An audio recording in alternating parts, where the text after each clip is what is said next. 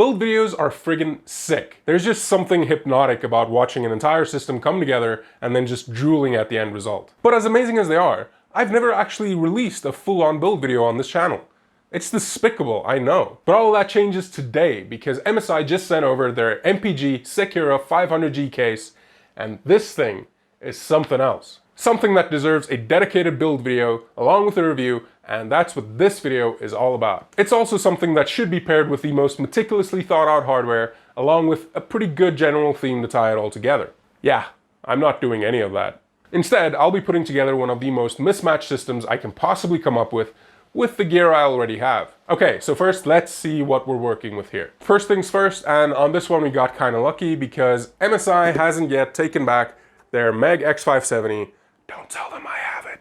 And it should look pretty bomb in our new system. Sadly, I still don't have access to a Ryzen 3000 chip to properly pair with the board, but as you'll see from the video here somewhere, I did get my Ryzen 1700 working with the X570 motherboard, so I'm just going to be using that again.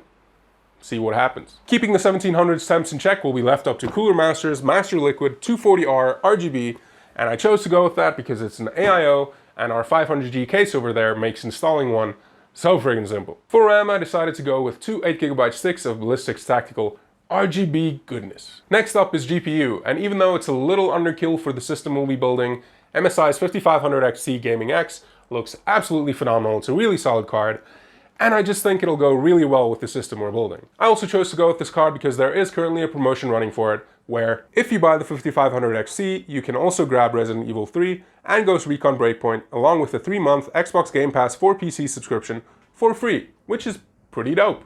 And by the way, that promotion also covers the 5700 along with the 5700XT, so if you buy either of those, you'll also get a 3-month Xbox Game Pass subscription, along with Monster Hunter World and its Iceborne expansion, and Resident Evil 3 for good measure.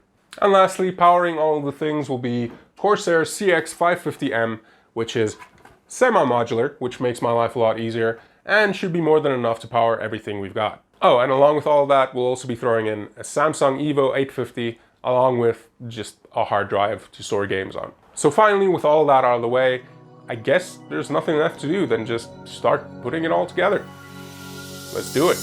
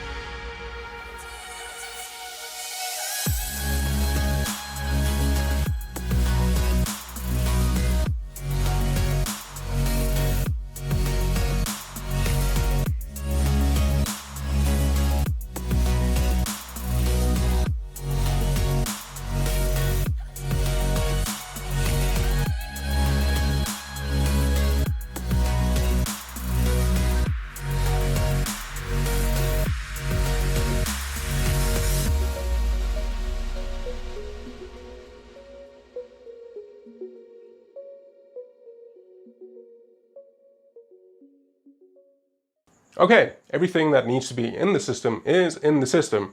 Now all that's left to do is to plug in all these cables and do some cable management behind the scenes, and we should be good to go.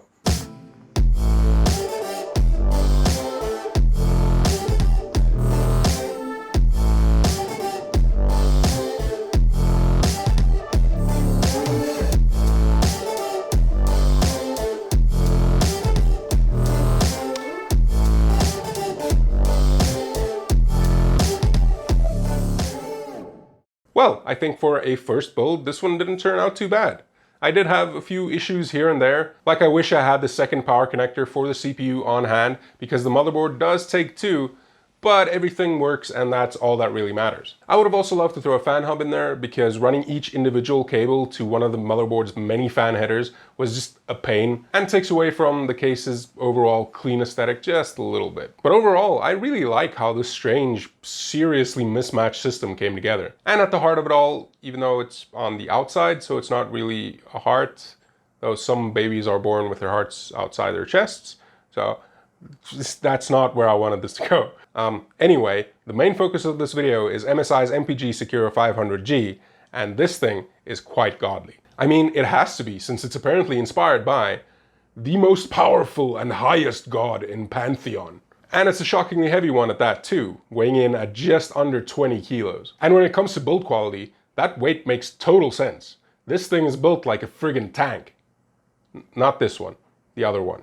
It's a mostly metal mid-tower, and thick, sturdy metal at that. And the parts that aren't, like the covers on the front of the case, are reinforced and sturdy as all heck. Like, I never felt like I had to be delicate with any part of the case while putting the system together. In fact, it felt like if we were to get into a fight, the case would probably win. Just barely though. If it were a beauty contest though, the case would definitely win. I absolutely love the sharp, sleek, and clean design of the 500G, both on the outside and inside of the case. The sharp corners, the metallic mesh all around, and the matte finish on both the inside of the case and on the top and front panels all make for one intimidatingly sexy case.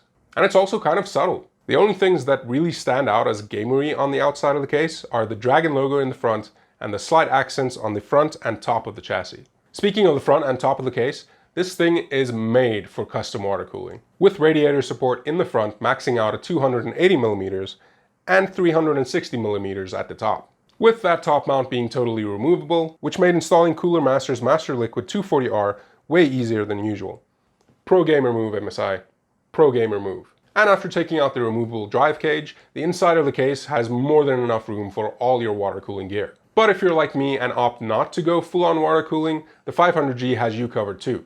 The case ships with two absolutely monstrous 200mm fans oriented in the front of the case, though you can pop them in the top if you want, and a single 120mm fan at the back. I really love 200mm fans, mostly because they move a ton of air through the whole system, but also because they're essentially dead quiet, and they just kind of look awesome. I was a little concerned that the fans in the front would suffocate, considering we only have intakes from the side grills and from the bottom of the case, otherwise it's a closed front panel, so I decided to put it to the test. With the 1700 and 5500 XT running at stock, I checked temps at idle, during gaming, and during benchmarking of both the CPU and GPU, and I was actually pleasantly surprised. At idle, the 1700 came in at 32 degrees, while the 5500 XT came in at 34.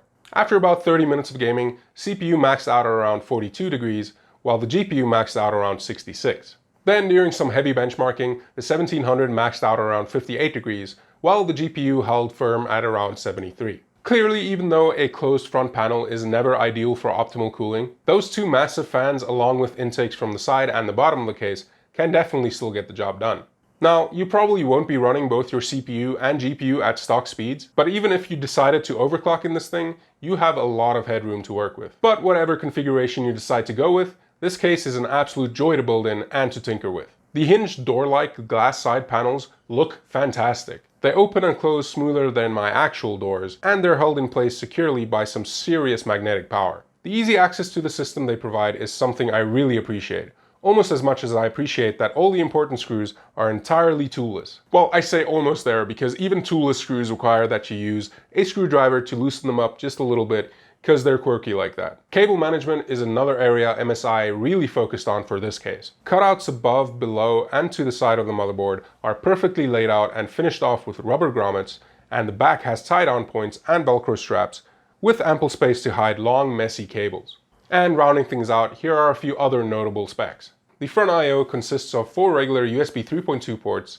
a single Type-C port, and an audio and mic port. The case has room for 6 3.5-inch drives, which are also compatible with 2.5-inch drives, and 3 dedicated 2.5-inch mounts. It supports motherboard form factors from Mini ITX all the way up to eATX. And finally, it also supports vertical GPU mounting. Now, if it sounds like I really like this case, it's because I do. But you know there's gotta be a but, and there is. And that but comes in the form of a price tag. The Sekira 500G currently goes for $225 on Amazon, or 3,700 Rand here in South Africa. And at that price, the 500G has to offer something that other cases in its price range and even lower don't. And it just doesn't. There's nothing really new here. That in itself isn't really an issue since most newer cases all kind of have the same stuff, but most newer cases aren't $225. To be fair though, that's not to say that you're not getting what you paid for. After all, You're getting a case made with premium materials, with a lot of thought and effort put into its design, hinged tempered glass panels on both sides, a removable radiator mount, tons of stuff to make your build life easier, a gorgeous design overall, and those two 200mm fans definitely ain't cheap. But if you're not excited about at least 60% of what I just said, and don't want to spend that much on a case, then don't. This probably isn't the case for you. All of that being said, if you want those features, really decent cooling performance, love the look of the case, and plan on building a baller rig with pretty much no expense spared, then this case is definitely one to consider. And that does it for this video. Drop a like if you liked it, get subscribed and enable notifications if you want to see more videos like it. And huge pogs to MSI for sending the case and some other parts over for me to check out. This video literally wouldn't have been possible without them. And finally, if you want to help the channel out directly, you can do that on my Patreon, link down below. Okay, awkward goodbye thing here. Bye.